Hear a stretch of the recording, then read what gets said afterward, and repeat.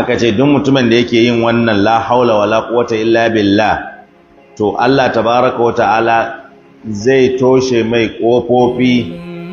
na kunci na matsatsi na damuwa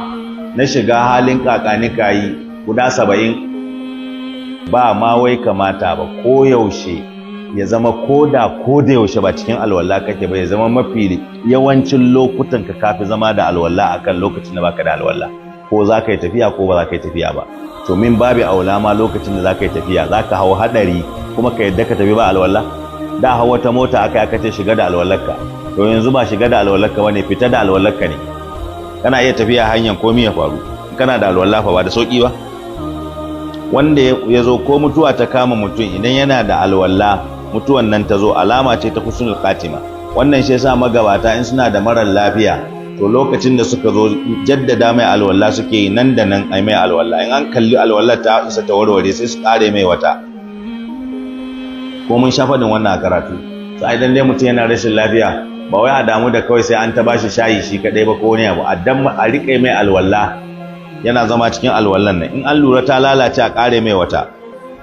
haka ake so shine masu jiya da suka iya jiya kenan suna mutum alwala to dan ya samu ya mutu kan nan yayi husnul khatima da fito to haka yanzu zaka fita ran nan da muka yi karatu a nan wurin cewa akai idan zaka fito daga gida lokacin da ka tashi zaka fita harkokinka na rayuwarka so ake yi in ka gama kayi alwala ka fito da alwala ka yi sallah raka'a 2 ta fitowa daga gida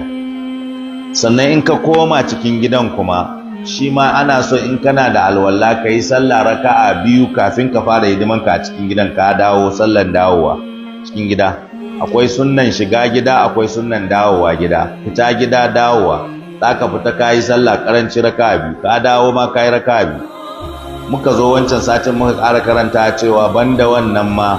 lokacin da ka shiga cikin gida ka ce la haula wala quwwata illa billah ko kuma ka ce masha Allahu la quwwata illa billah ko kuma ka hada su duka biyu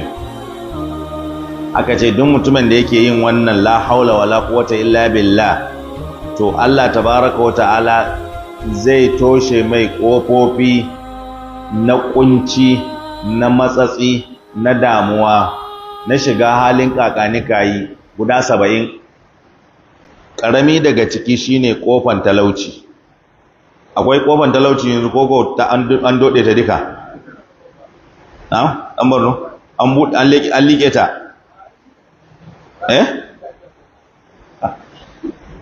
kaje mi